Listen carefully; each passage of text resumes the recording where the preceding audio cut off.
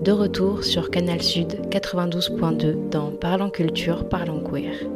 Aujourd'hui, on parle d'un sujet essentiel, les violences sexuelles faites aux enfants. Avec nous pour en parler sur le plateau, Mino de la compagnie T'as un truc entre les dents et Sonia et Ben de l'association Cap d'Agir. Avant la pause musicale, on a évoqué la domination adulte, le rôle de la civis et le grand tabou qui entoure ces violences. Et juste avant de se quitter, Claire, qui est à la régie, nous a lu une lettre bouleversante, pleine de questions et de réflexions qu'elle s'est posée lorsqu'elle est devenue mère. Comment s'occuper de son enfant et comment le protéger quand on connaît la situation systémique aujourd'hui qui les touche. Merci pour ce partage si fort. Maintenant, on va parler de ce qui est en train de changer. Parce que oui, la parole se libère. Les violences sexuelles faites aux enfants, un sujet longtemps tabou, sont enfin discutés ouvertement en France. On en parlait tout à l'heure, le déclic pour beaucoup, ça a été La Familia Grande de Camille Kouchner en 2021. Elle y raconte l'inceste subi par son frère jumeau, accusant leur beau-père Olivier Duhamel une figure de pouvoir. Ce témoignage a brisé un silence, et avec lui des milliers d'autres ont suivi, notamment via le hashtag MeTooInceste. Des victimes qui, ensemble, se sont donné la force de parler. Avant Camille Kouchner, d'autres avaient déjà osé. En 1978, c'était Leïla Sebar, publiant « On tue les petites filles », une enquête sur les violences contre les mineurs. En 1986, c'était Eva Thomas qui parlait d'inceste à visage découvert à la télé pour la première fois. Alors oui, aujourd'hui, la parole, elle s'est amplifiée, elle est devenue collective, politique. Elle concerne plus seulement les enfants, mais aussi les femmes, les personnes trans, les hommes gays. Et elle s'impose dans les médias, dans les livres, sur les réseaux. Elle oblige en fait à repenser la place des victimes. Elles prennent la parole, pas toutes et pas toujours sans risque sur lesquels on reviendra plus tard. Si la libération de la parole, elle est notamment réelle à travers des témoignages d'artistes comme Adèle Haenel, qui a pris la parole en novembre 2019, où elle dénonce dans une enquête de Mediapart les agressions sexuelles qu'elle a subies par le réalisateur Christophe Ruggia entre ses 12 et ses 15 ans, ou grâce à l'action de la Civis, qui pose une question. Cette parole est-elle réellement entendue ? Prenons un exemple concret. En avril 2025, le Sénat a rejeté la proposition de rendre imprescriptibles les violences sexuelles commises sur les mineurs. Le délai de prescription a été allongé de 20 à 30 ans. Pour beaucoup de victimes et d'associations, ce refus a été un véritable coup dur, un message très clair. On parle plus, mais on agit peu. Pourtant, rendre ces crimes imprescriptibles, c'est reconnaître leur gravité et donner enfin aux victimes le temps nécessaire pour briser le silence. Le fait de le rendre imprescriptible, ces violences, c'est qu'il y a cette question autour de l'amnésie traumatique. C'est que quand on vit des violences sexuelles, quand on est enfant, on peut mettre toute sa vie à s'en rendre compte. Et c'est pas une histoire de 20 ans, 30 ans, 40 ans. C'est en fait si les personnes qui ont fait ces lois avaient lu des études sur comment fonctionne notre mémoire, on se rendait compte que ça sert à rien de mettre un délai, en fait, que ça va bien au-delà et que c'est nécessaire de les rendre imprescriptibles et de dire, pour moi, quand on dit à 20 ou 30 ans, c'est en mode, en fait, là, ça y est, c'est trop tard, on oublie. C'était il y a longtemps. Moi, j'ai l'impression que ça renvoie ça comme message. Donc, on fait face encore et on nous impose encore une fois aux victimes, on impose le silence. Et là, ça vient de la part de l'État. On va écouter un extrait du podcast « Ou peut-être une nuit » de Charlotte Pudlowski qui interviewe Dorothée Ducy, l'anthropologue et autrice du livre « Le berceau des dominations, anthropologie de l'inceste ». J'ai naïvement demandé pourquoi. Pourquoi chaque personne, autour de Dorothée Ducy, de Tal Peter Bromerx, de moi aussi, quand je me suis mise à amener le sujet dans les conversations, essaie de recréer du silence. J'ai demandé à Dorothée pourquoi personne ne veut en entendre parler. Je pense qu'ils veulent pas en entendre parler, au fond, parce que c'est très courant, très banal, et que c'est ce que je raconte dans mon travail, et c'est ce que l'enquête a permis de montrer, qu'en fait, tout le monde a été socialisé dès l'enfance, dès l'école primaire, à vivre avec des gens qui ont vécu l'inceste.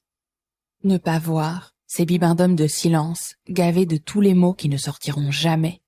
Parce que si les silences étaient déchirés, si collectivement on décidait de reconnaître les petits garçons et les petites filles violés par leurs papas, leurs oncles, leurs grands-pères, par les patriarches de nos sociétés, si on décidait de les écouter, alors il faudrait accepter de constater que ça ne relève pas du fait divers.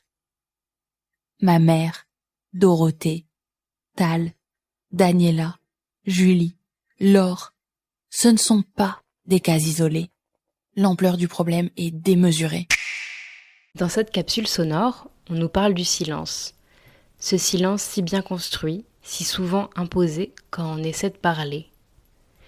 Et pourtant, mettre des mots sur ce qui s'est passé, c'est déjà une première étape. Une étape vers la reconnaissance, vers la possibilité d'être entendu. Mais parler de violences sexuelles qu'on a subies, c'est loin d'être simple. Alors je me tourne vers vous, à partir de vos travaux, de ce que vous avez voulu mettre en lumière, selon vous, pourquoi est-ce si difficile de dire, de nommer ce qui s'est passé pour une personne victime de violences sexuelles ou même pour son entourage? Je me tourne vers toi, Mino. Sur votre site internet de la compagnie T'as un truc entre les dents, il est écrit « Tu cherches ». Tu cherches quels mots seront les tiens. Des mots que tu ne connais pas. Tu attaches. Tu voudrais dire ce qui ne se dit pas. Tu les croises. Voir ce qui est là depuis le début. Comment Yo arrive à dire, comment arrive-t-elle à sortir du silence? Comment vous l'avez retranscrit avec Tamsine? Du coup, la manière dont on a travaillé, c'est donc du coup on est deux comédiennes au plateau et on est deux parties d'une même personne. On travaille avec un fil de laine et une structure métallique cubique autour de nous et du coup en fait ce fil de laine va nous aider à tracer notre récit. Et du coup, c'est un récit qui n'est pas du tout linéaire. C'est un récit qui part du point de vue de la personne concernée et qui va traverser en fait certains espaces en lien avec les traumatismes de l'inceste et qui en fait par ses traversées va construire en fait un récit. Et progressivement, plus les tentatives se font, plus on va créer une sorte de toile au plateau. Au début, ça nous aide de créer cette toile parce que c'est une manière de chercher à comprendre quelque chose qui est du coup incompréhensible. Et en fait, c'est tellement complexe en lien aussi avec... Et c'est réellement ce qu'on a vécu en fait avec Tamsine dans la recherche. C'est plus on avançait dans la recherche, plus en fait on était enseveli et plus on a écouté... des podcasts, des témoignages, plus on a compris aussi, Tamsine a lu aussi énormément d'ouvrages en fait sur l'inceste, etc. Et du coup, on s'est, et c'est un peu ce que vit aussi une personne une fois qu'on met un pied dedans entre guillemets, ou qu'on a une rupture d'amnésie, ou qu'on laisse de la place à quelque chose qui est sorti dans un cauchemar, etc. Il y a comme toute cette chose qui nous envahit et dont on ne peut plus sortir. Et qui prend aussi, qui prend toute la place. Où nous, on le traite vraiment comme on fait que des tentatives. Et par exemple, dans nos recherches, on va faire des recherches sur des empêchements liés au silence, mais aussi à l'intérieur de nous. Par exemple, quand on cherche à écrire une lettre et à dire qu'est-ce qu'il y a à l'œuvre donc des fois, en fait, ça va être protégé. Par exemple, nous, dans la pièce, on a un moment où on tente d'écrire à la mère pour lui parler de l'enfance, etc. Et donc il y a une partie qui veut dire, mais qui veut chercher à confronter.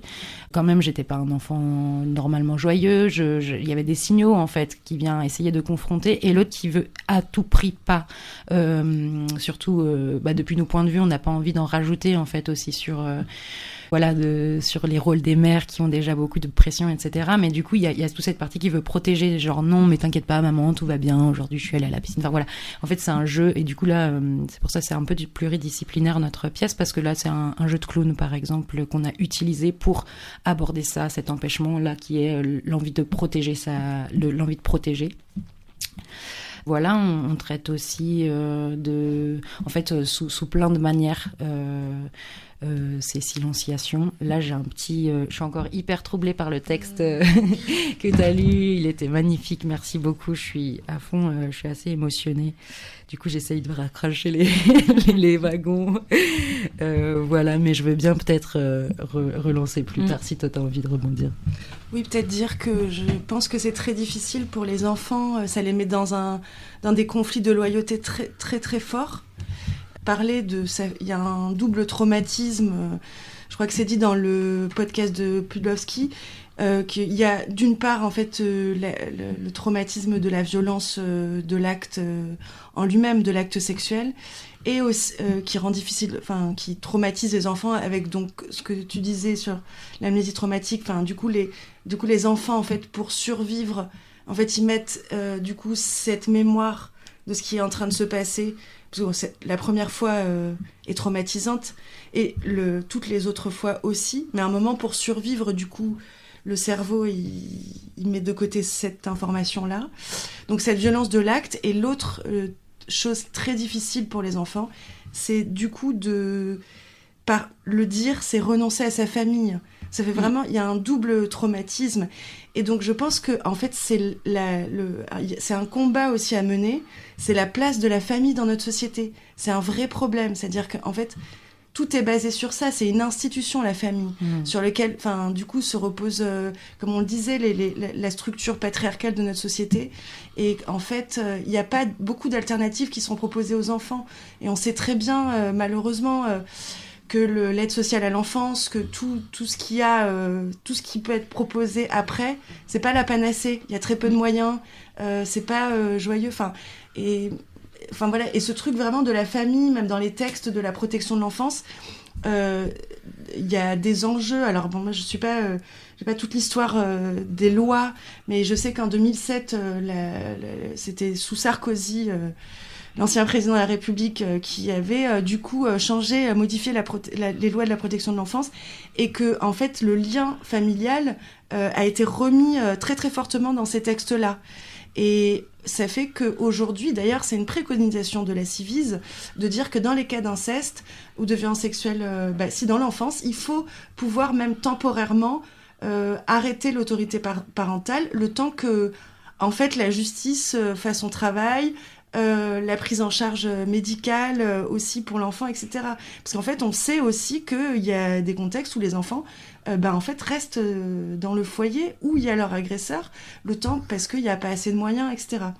Donc, oui, en fait, je pense qu'il y a un vrai enjeu, voilà, sur le... Alors ça, il faut avoir des imaginaires collectifs forts, mais proposer d'autres alternatives à la famille, ce serait essentiel, en fait, pour lutter contre toutes les violences faites aux enfants. On parle des violences sexuelles, mais c'est vrai qu'il y a aussi toutes les autres types de violences qui sont très très fortes. On sait que les violences sexuelles, c'est accompagné de violences psychologiques, que c'est le corps qui est mis en jeu. Il y a plein de contextes qui sont comme ça, qui sont acceptés dans notre société et qui... En fait, ça structure notre société. Et donc, voilà, et tout ça, ça participe aussi d'un déni collectif. Ce serait trop difficile aussi de s'attaquer à tout ça, je pense, quelque part. Ouais, tu parles du déni collectif, et c'est vrai qu'en fait, notre silence et le silence de la société civile et des institutions, il repose notamment sur ce déni, parce qu'il est organisé, il est structuré, et en fait, il a lieu partout, dans toutes les strates. Du coup, on l'a évoqué dans les familles, c'est la loi du silence.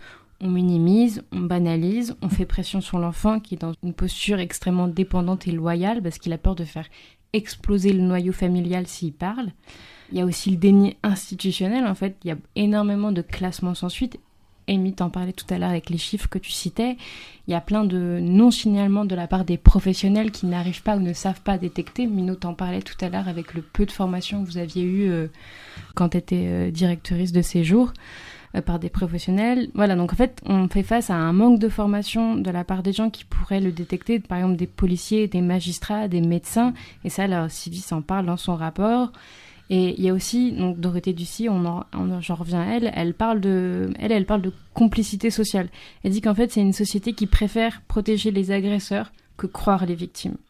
Et pour illustrer nos échanges, j'aimerais qu'on écoute des extraits du podcast « Ou peut-être une nuit » de Charlotte Pudlowski, qui nous parle de mécanique du silence. Je n'imaginais pas, je n'aurais jamais imaginé à quel point le silence qui entoure l'inceste est bien construit, à quel point il est méticuleusement instauré. Je ne soupçonnais pas que le mutisme de ma mère avait été fabriqué consciencieusement, et ce qui m'a étourdi, c'est de voir à quel point, de famille en famille, ces silences se ressemblent. tissés par des stratégies différentes, mais par la même violence systématique. C'est une guérilla du silence. Ces soldats sont innombrables. Elle est d'abord menée par le patriarche, et c'est assez efficace. Quand un homme que vous savez violent, dangereux, vous interdit quelque chose, vous êtes assez enclin à l'écouter. Si cette honte de n'avoir rien dit et cette peur de l'agresseur n'étaient pas suffisantes, il y a les autres, les proches. Ce sont les deuxièmes gardiens du temple du non-dit. Ça a été un grand mystère pour moi, les autres. Parce qu'une famille, c'est rarement un père et sa fille dans une cabane au fond des bois. Une famille, c'est le plus souvent 2 parents, des frères, des sœurs. Il peut y avoir pas loin des oncles, des tantes, des cousins. Qu'est-ce qu'ils font, eux? Pourquoi ils n'entendent pas le père qui sort des toilettes avec sa fille en plein après-midi, ni les bruits bizarres la nuit? Ils n'entendent pas les lits qui grincent, les pas nocturnes dans les couloirs? Les grand-mères n'entendent pas, carte de prière à la main, leur mari qui descend l'escalier pour aller violer leur petite fille? Les frères n'entendent pas celui qui vient dans le lit de leur sœur? Les mères n'entendent pas les enfants qui disent qu'elles ont leurs règles toutes les semaines? Je parlais de mes lectures et de mes entretiens à ma meilleure amie au téléphone, et elle m'a dit « Tu crois qu'ils savent, les autres ?» Le silence ne débarque pas de nulle part. Ce sont des familles où la parole ne circule jamais.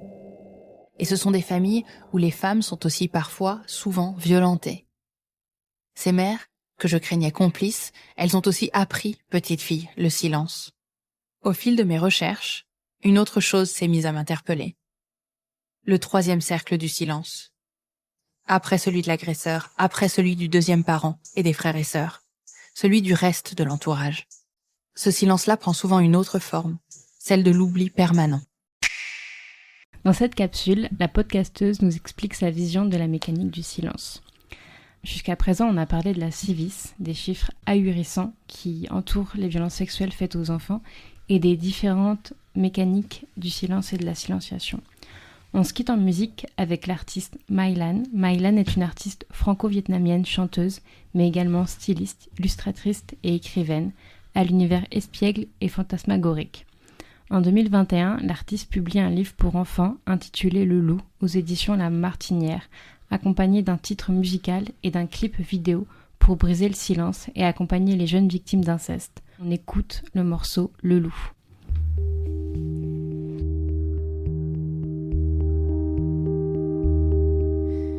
Terré dans cette pièce, terré dans cette pièce, où je me cache.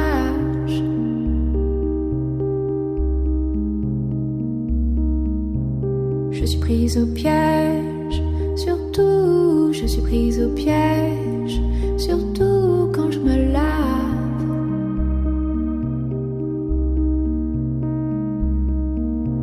Je ne suis pas libre, je ne suis pas libre, sous ce regard.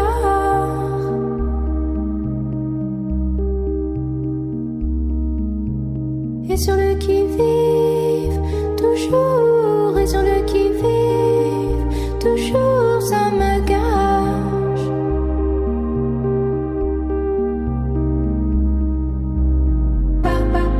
Fallait pas venir trop près de moi. Maintenant je sais plus très bien qui t'es. Sous cet œil tout, je le vois loup, voyez le loup. Fallait pas venir trop près de moi. Maintenant je sais plus très bien qui t'es. Sous cet œil tout, je sais que le loup n'est plus dans la forêt.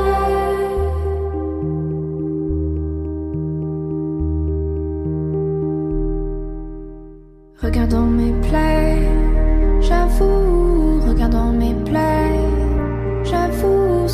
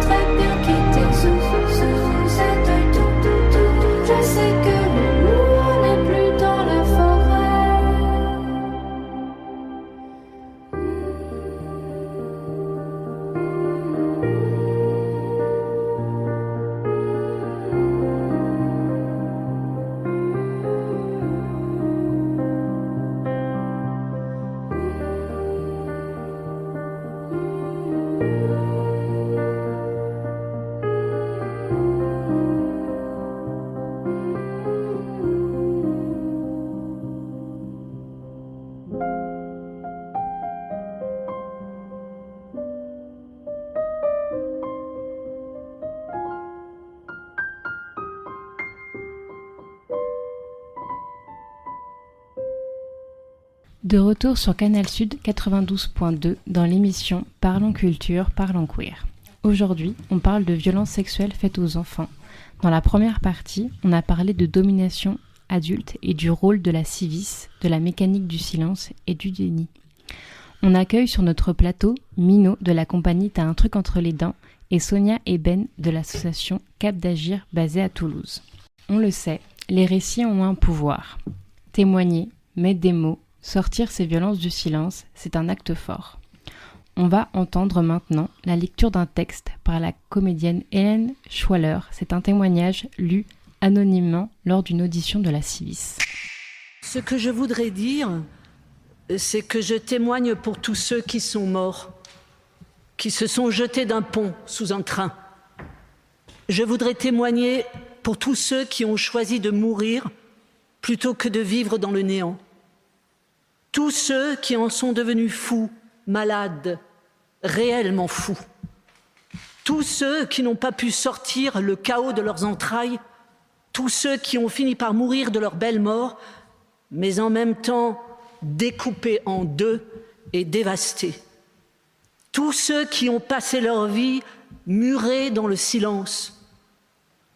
Et avec tout cela, donc, je témoigne pour tous ceux qui n'ont pas cette voix. Je veux juste dire, ce que nous avons vécu, c'est l'horreur, c'est la solitude extrême, c'est un froid, c'est une incompréhension, c'est le fin fond de l'humanité à l'endroit où tout est dévasté. Ça n'a pas de mots, c'est un enfer. Et nous sommes une multitude. Nous sommes terrés dans le silence et la peur, mais nous sommes là. Et nous sommes aussi un des visages de l'humanité. Et ce que je voudrais dire, c'est que tout cela aspire à la lumière. Et qu'au-delà de mes mots, ma parole, elle aussi, est pour eux. J'ai choisi cette capsule parce qu'elle m'a beaucoup touchée. Je la trouve juste. Elle est venue honorer des endroits en moi. Et c'est important aussi de parler et d'honorer celles et ceux qui ont décidé de ne plus être là. Parce que c'était trop lourd d'exister avec ces violences. Sonia, tu l'évoquais tout à l'heure. Je trouve que vos actions, que ce soit à travers le spectacle Yo et les ateliers d'écriture ou encore le travail de Cap d'Agir, ces actions s'inscrivent dans cette continuité. Vous ouvrez des espaces pour briser le silence, pour permettre aux enfants de parler, de se défendre, mais aussi aux adultes de ressentir, de témoigner. Alors j'ai envie de vous poser cette question. Quand on arrive à sortir du silence, quand on parvient à nommer, qu'est-ce que ça change concrètement d'être cru ? Ça change, c'est un peu ce que je disais tout à l'heure, c'est que c'est assez important pour la réparation personnelle. C'est très important et aussi d'être cru, et il y a un enjeu aussi que ce soit dans la famille ou en tout cas dans les personnes proches pour les enfants. Il faut qu'il y ait une reconnaissance en fait quelque part du vécu, du traumatisme, des conséquences que ça a pu avoir. Et après, il faut une prise en charge totale. Donc c'est pour ça que, en fait, personne n'est condamné à vivre dans une souffrance à vie parce que on a vécu des violences sexuelles dans l'enfance. On va pas du tout. On peut s'en sortir. D'ailleurs, on parle souvent des auteurs, mais aussi les victimes. Ça se voit pas forcément non plus sur leur visage.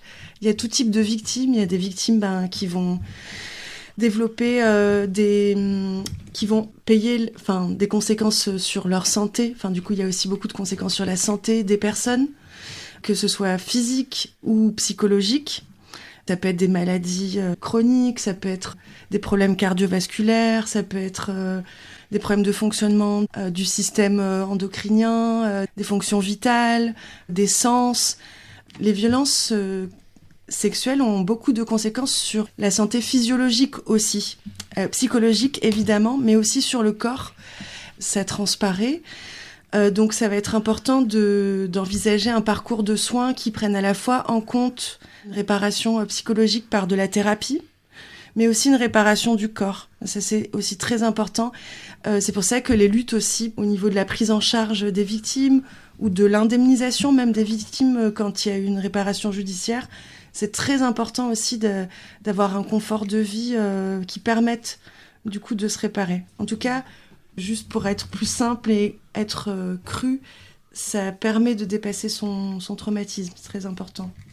Et j'ai envie de rebondir sur, tu parles des conséquences physiologiques que je trouve, pareil, qui sont pas toujours,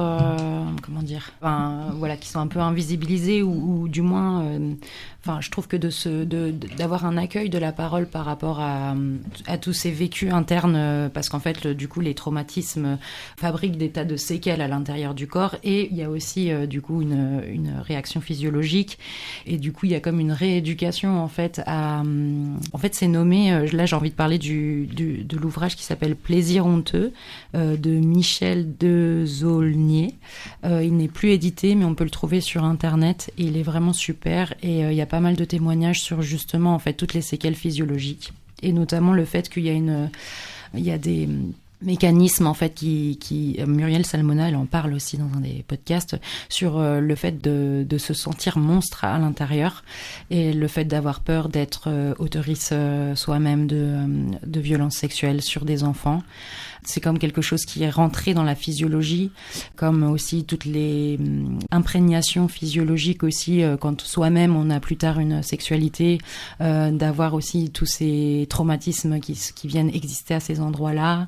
Et il y a plein d'autres tabous aussi qui sont vraiment très peu abordés. Par exemple, dans la physiologie, en fait, quand on subit des agressions, on a quand même un corps, et il y a aussi des réactions physiologiques, et du coup ça vient participer au tabou, parce qu'en fait, être victime, avoir subi des violences sexuelles, avoir ressenti une forme de stimulation aussi physiologique, fait qu'on se sent aussi responsable en fait d'avoir participé finalement à cette agression, et du coup pour moi ça c'est un tabou qui est, quand j'ai lu en fait Plaisir honteux, d'ailleurs je l'ai pas fini parce que je l'ai trouvé très il y a beaucoup de témoignages, et je le conseille vraiment pour les personnes qui ont aussi besoin de reconnaissance par rapport au parcours individuel. Merci Minou pour ce partage et pour toutes ces ressources qu'on retrouvera en description du podcast. On a parlé de l'importance d'être cru. Croire, c'est déjà un premier pas, mais il y a aussi la prévention. Comment mieux accueillir la parole ? Comment empêcher que ces violences se reproduisent ? C'est là qu'intervient l'éducation à la vie affective, relationnelle et sexuelle, les VARS. Officiellement obligatoire depuis 2025, mais en réalité fragile. En 2020-2021, moins de 20% des élèves y ont eu accès, alors que c'est prévu depuis 2001.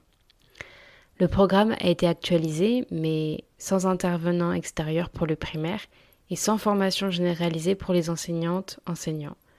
Alors comment protéger les enfants sans moyens adaptés ?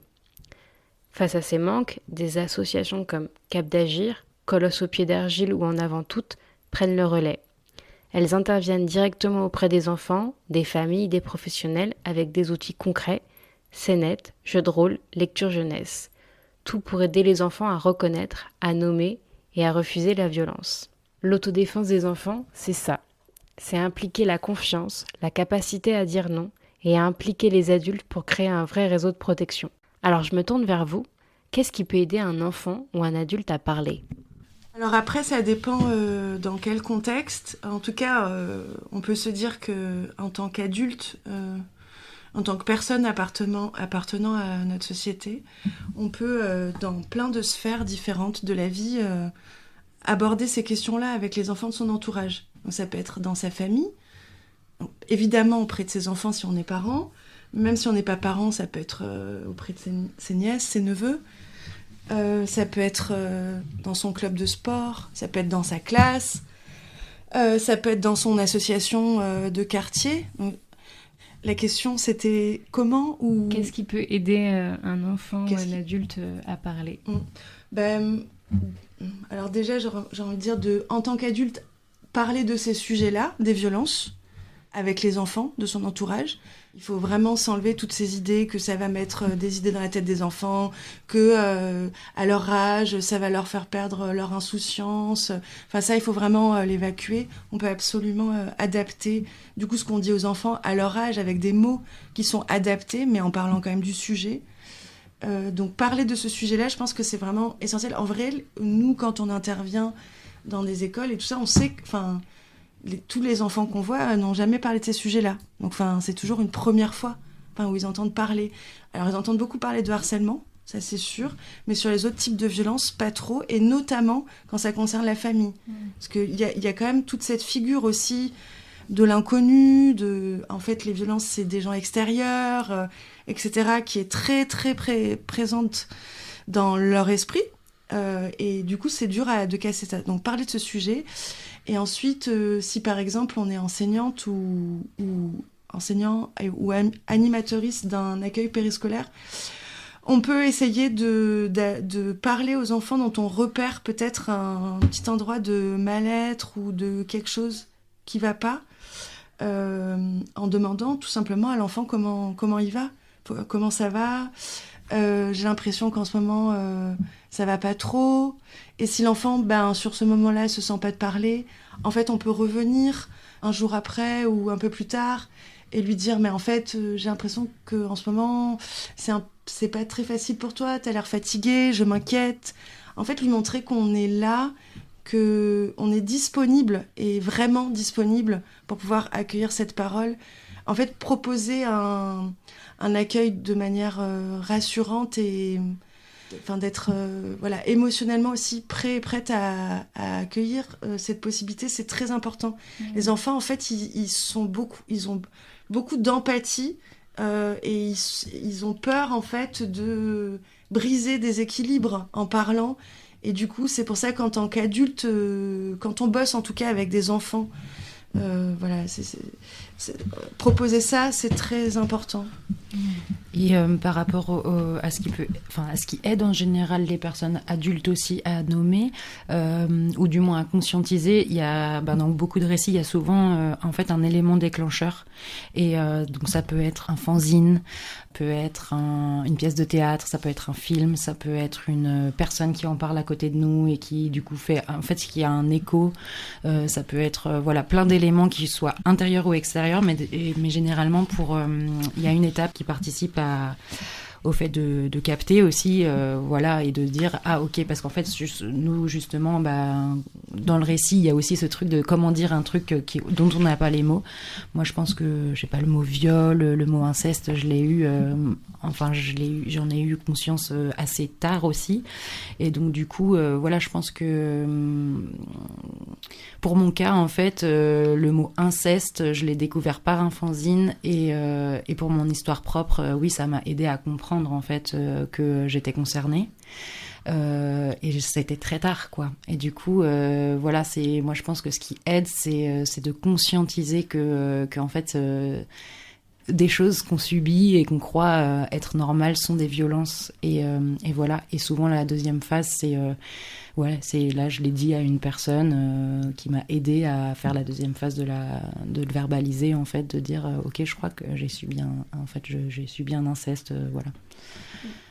Oui, j'ai écouté une interview de Dorothée Ducy qu'on a citée tout à l'heure, et elle disait ça, elle racontait un souvenir qu'elle avait où elle était bénévole dans une asso d'aide aux victimes, et il y a une personne qui est venue et qui disait non, moi j'ai pas vécu d'inceste, vraiment, je suis pas là-dessus. Et en fait, après avoir discuté avec elle et compris en fait où la personne a raconté ce qui s'était passé, en fait c'était de l'inceste, mais la personne ne mettait pas les mots dessus, et du coup d'avoir dans l'entourage ou d'avoir accès à des livres, des ressources, des films, ça permet aussi je trouve de poser des mots sur des actes que à l'époque où ça s'est passé on le nommait pas comme ça. Et d'ailleurs, ça me fait me dire que je pense que c'est important aussi de rappeler qu'un auteur sur 4 est un mineur, aussi dans le cadre des violences sexuelles sur enfants.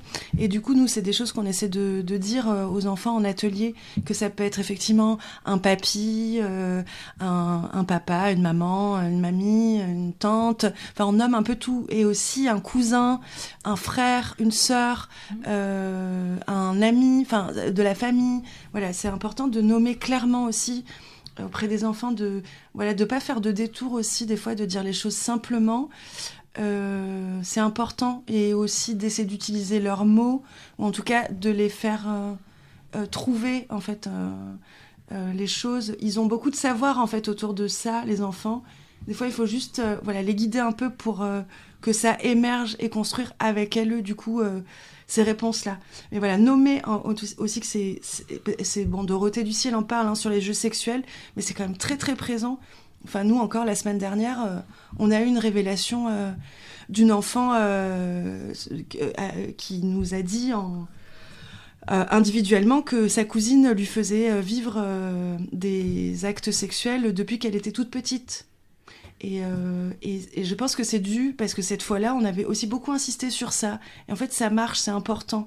Il faut vraiment casser ce truc de... C'est une découverte du corps, c'est normal. Alors après, on n'en fait pas non plus... les normales et tout ça, c'est pas... En tout cas, disons-le. Personne n'a envie de... Dorothée Ducy montre bien, d'ailleurs, que dans quasiment tous les cas de violences sexuelles entre mineurs, c'est toujours un aîné sur un cadet. Donc ça montre bien que, en fait, c'est une domination qui est exercée par l'âge, qui permet du coup à l'auteur ou à l'autrice de faire ça sur un enfant plus petit, plus jeune. Oui, tout à fait. C'est une prise de pouvoir, et c'est important justement de rappeler que c'est pas des jeux, et que c'est un acte de violence, de terreur, et que ça met l'enfant dans un acte de sidération, de non-compréhension de ce qui s'est passé. Et justement, je me demandais, quand cet enfant vous a révélé ce qu'elle avait subi, qu'est-ce qu'on pourrait dire aux personnes qui nous écoutent, que si un enfant nous confie en fait une violence de ce type, c'est quoi les premières réactions à avoir? Il y a... Nous, on reprend un peu, c'est ce qui s'appelle l'écoute active. Après, on sait que l'écoute active, c'est quelque chose qui prend beaucoup de temps à maîtriser, mais on prend un peu cette posture-là pour garder une bienveillance envers la personne qui nous parle. Du coup, on essaye d'être ouverte, être à l'écoute. Du coup, dans la pratique, ça veut dire poser des questions ouvertes, pas oui, non, et laisser vraiment la place à la parole de l'autre personne. On laisse que ce soit l'enfant ou l'adulte, peu importe, qui s'exprime. On ne finisse pas les phrases pour lui. On essaie vraiment que c'est la personne qui sente d'avoir la place. On essaye de rester calme face à l'autre personne, de contrôler ses émotions pour avoir une posture rassurante le plus possible. C'est pas facile, mais on essaye. Et il y a deux choses qui sont fondamentales à dire. Je te crois. Parce que, comme on avoue, souvent, les personnes qui ont vécu de violences, qui vivent des violences sexuelles en enfance ou qui l'ont vécu ne sont pas crues. C'est important aussi de valider la personne, de lui dire « tu as fait bien à me parler, à me raconter, tu es courageux, courageuse de me dire ça ». C'est important aussi de déresponsabiliser la personne, lui dire « c'est pas de ta faute ». Et dire c'est ce que sont nos intentions, et du coup lui dire que je vais t'aider. Si on imagine un enfant en danger, c'est important de prendre des mesures de mise en sécurité. Pour les adultes, on peut avoir une approche un peu différente. C'est pas une situation de danger imminent. Si on est une personne qui travaille dans une école, il y a un protocole qui existe dans l'éducation nationale. Dans le Haut-Garonne, il faut contacter la direction, ensuite noter tout ce qui a été dit par l'enfant, mettre ça par écrit sans l'interpréter, laisser que notre avis sur ça prend de la place, juste mettre ça par écrit, contacter la direction, et ensuite il faudra contacter les assistantes sociales scolaires. Pour les structures hors scolaires, il est possible d'avoir un conseil et un accompagnement auprès des cellules de recueil des informations préoccupantes du conseil départemental. Si on est un parent ou un proche, ou une personne qui a connaissance d'un enfant en danger, on peut aussi contacter les conseils départementaux ou les 119. Globalement, dans tout cas des violences vers un enfant, si on est soit un enfant, soit une personne adulte qui ne sait pas trop quoi faire, on peut appeler les 119, qui est un numéro national de conseil pour l'enfance en danger. Et c'est un super outil de prévention d'apprendre aux enfants comment appeler ces numéros pour qu'ils puissent aussi faire appel et demander de l'aide toute seule si elles le souhaitent. Il y a des assos d'aide et suivi des enfants ou adultes qui sont victimes sur Toulouse, comme l'Enfant Bleu, la Maison de droit des enfants et des jeunes. Pour ce qui concerne aussi les adultes, on peut conseiller un parcours de soutien psychologique et ou judiciaire si elles le souhaitent. Il y a des assos comme les soins queer féministes, les plannings familiales, la valise et la Révie qui permet de suivi psychologique et ou des groupes de parole pour personnes concernées par les violences sexuelles faites dans l'enfance ou les viols. Merci pour toutes ces précieuses ressources qui seront citées dans la description du podcast. Pour clôturer cette émission, on va écouter un extrait d'un podcast à soi de Charlotte Bien-Aimée dans l'épisode L'autodéfense des enfants. Non, mais comment ça non ? Non, j'aime pas ça. Mais t'adores ça d'habitude ? Non, c'est toi qui aimes, c'est pas moi. Dis donc, tu fais ta maline avec moi ? Non, je fais pas ma maline. Je vais aller faire un tour. Est-ce que vous pensez qu'elle avait quand même un peu peur ? Oui. Oui, quand même, parce que c'était son oncle et que c'était une personne qu'elle connaît. Donc c'est pas toujours facile de dire non. Et est-ce que vous pensez que si jamais elle avait beaucoup trop de peur et qu'elle n'arrivait pas à dire non et qu'elle a accepté de faire le bisou à l'oncle une deuxième fois, mais qu'au fond d'elle, elle se disait « je vais aller en parler à quelqu'un », est-ce que vous pensez que c'est OK ? Non. Parce que en fait, ce qui est en train de se passer, c'est la faute de qui ? De l'oncle. En effet, c'est pas sa faute à elle. Donc même si elle a fait le bisou, c'est pas sa faute. Et elle n'a pas à sentir une culpabilité parce qu'elle avait trop de peur et qu'elle n'arrivait pas à dire non. Donc c'est pas sa faute d'avoir eu peur en fait. C'est la faute de l'oncle. Et donc on dit que c'est OK si elle fait le bisou, mais le plus important c'est d'aller en parler. Ok, mais est-ce que les adultes y croient toujours les enfants ? Non. Est-ce que ça vous arrive déjà des fois qu'on ne croit pas ? Oui. Et malheureusement, oui, ça arrive. Et donc, imaginons que Sarah, par exemple, elle va voir sa tante et qu'elle lui raconte ce qui s'est passé et que sa tante lui répond « Oh, écoute, j'ai pas le temps, j'ai d'autres choses à faire, qu'est-ce que tu me racontes ?» Ou alors, sa tante, elle lui dit « Mais enfin, ton oncle, il te ferait jamais ça. » Enfin, voilà, elle ne la croit pas. Et du coup, qu'est-ce qu'on pourrait faire si une personne à qui on raconte, elle ne nous croit pas ? On peut aller vers un adulte de l'école parce que nous, si ça nous arrivait, c'est pas une chose que c'est rare, c'est une chose vraiment qui se produit presque partout. Alors normalement, je pense qu'ils vont nous croire parce que c'est nous qu'on a vécu ce moment. Oui, exactement, tout à fait. Ça ne veut pas dire qu'on est un adulte et qu'on est un adulte de l'école qu'on va forcément nous croire.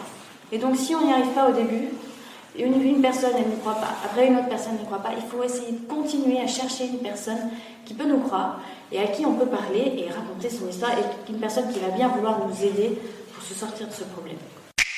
Dans cette capsule, on entend un extrait d'un atelier pour enfants mené par l'association d'autodéfense féministe Garance en Belgique. Une scénette théâtrale est jouée pour faire une mise en situation et permettre de questionner et donner aux enfants des clés de compréhension pour pouvoir agir ou réagir. Oui, un mot peut-être sur l'autodéfense rapidement. L'idée de l'autodéfense pour enfants, c'est de réduire la vulnérabilité des enfants. On sait que, en fait, les enfants, c'est quand même un public qui a des vulnérabilités particulières. On a parlé du fait de donner de l'information aux enfants. Ça, c'est vraiment essentiel, en fait, parler des différents types de violences, de parler des droits des enfants, de parler de ce qui se passe dans notre société, c'est important. Et c'est de développer des compétences chez LE, c'est-à-dire de ne pas hésiter dans la vie quotidienne, comme on peut le faire pour apprendre à traverser la route, de développer des stratégies de si jamais là on va au parc, il se passait quelque chose, qu'est-ce que tu ferais, enfin vraiment d'essayer au quotidien comme ça en tant que parent ou proche d'enfants, de développer des compétences chez les enfants par rapport à ça. Et du coup, des stratégies, donc l'autodéfense, c'est vraiment des stratégies d'autodéfense, de défense verbale et physique. C'est aussi très important d'être poussé un peu à faire des activités sportives, ou en tout cas se défendre avec le corps. On le propose pas mal, c'est important de se sentir légitime, en tout cas, d'utiliser son corps dans des situations d'agression. Enfin, nous, c'est ce qu'on essaie de faire.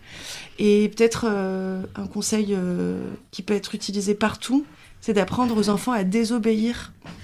Alors, ça peut paraître un peu difficile à entendre, mais c'est essentiel, et notamment quand leur intégrité n'est pas respectée, qu'elle soit physique, psychologique ou sexuelle.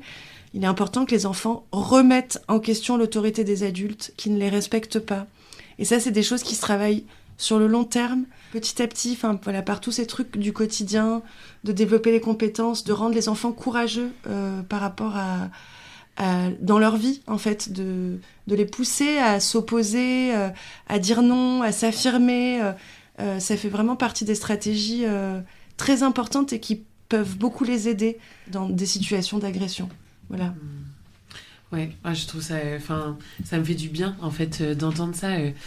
Là, récemment, on en parlait avec une pote où elle me disait que sa sœur, à un repas de famille, là, récemment, elle avait mis sur la table que ce qui avait été hyper dur pour elle en grandissant, elle disait ça à ses parents, c'est que ses parents ne remettaient jamais en cause la parole ou les actions d'un autre adulte. Et je trouve qu'il y a cette espèce de consensus entre adultes de en fait ton prof il t'a mis une punition, en fait il a raison.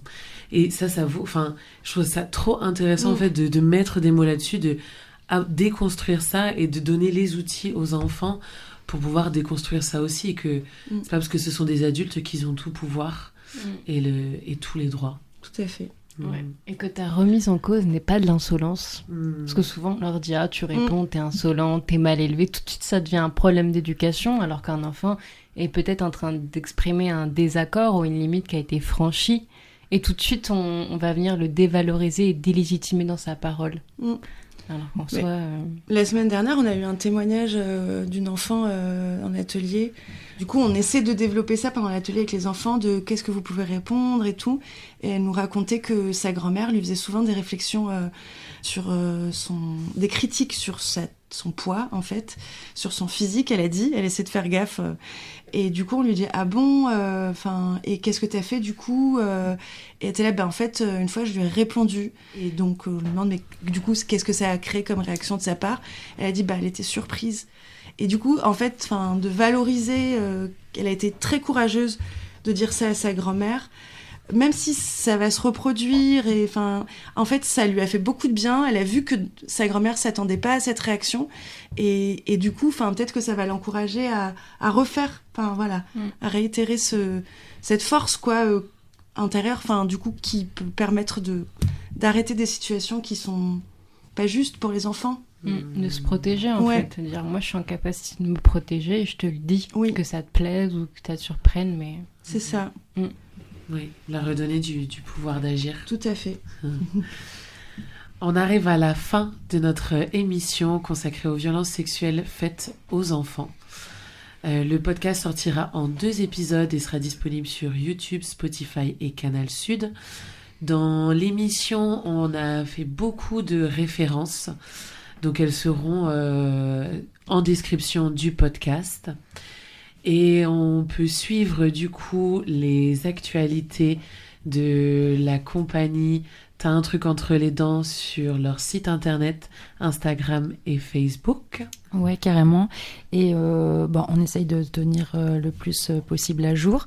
Et aussi, pour les personnes qui ont envie de co-créer des événements ou de faire jouer le spectacle Brûle Silence, on m'a nommé Yo, ne pas hésiter à nous contacter. Donc, notre adresse mail, c'est t'as un truc entre les dents @gmail.com. Et du coup, on a trop envie de mutualiser les forces et de co-créer des événements pour lutter contre l'inceste, donc ne pas hésiter. Merci, et merci à l'association Cap d'Agir d'être venu. Pareil, vous avez un site internet. Oui, on a un site internet capdagir.org où vous pouvez découvrir un peu plus sur notre asso, et si vous êtes une structure ou vous faites partie d'une structure qui serait intéressée à nous faire intervenir, n'hésitez pas à nous contacter par mail. Et je voulais aussi rajouter que les 30 juin, on organisera une relâche à la chapelle. Du coup, si jamais vous avez envie de nous rencontrer, ça va être une soirée chouette. Et il y aura aussi...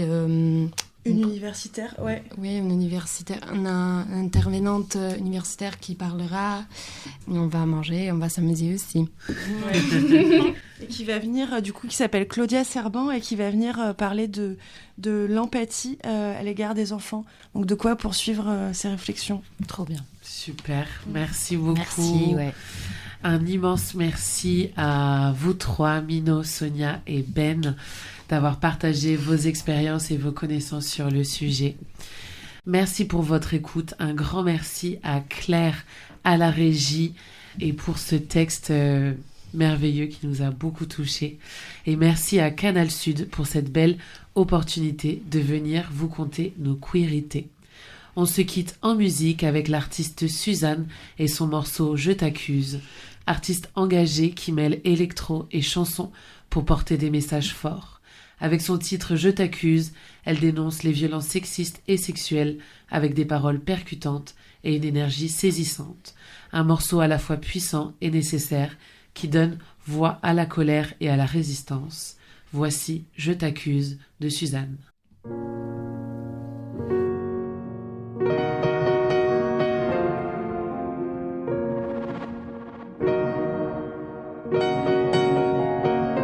D'abord il y a eu Gisèle, et puis il y a eu Sophie, Lisa, Khadija et Marie, et ma copine Claire, et puis il y a moi aussi. Et puis toutes celles qui n'ont jamais rien dit, mais t'en as rien à faire. Toi, ce sera qu'un nom de plus sur la liste, dans un fait divers, dans un tiroir. Des tonnes de vies classées sans suite, mais tu vas rien faire, toi. Et c'est bien ça le problème, justice, est-ce qu'on doit te faire nous-mêmes, car je t'accuse de fermer les yeux alors que t'as tout vu, je t'accuse. Fais pas l'innocente, t'as rien fait quand t'as su, je t'accuse. Main droite levée, je t'accuse. Et j'assume.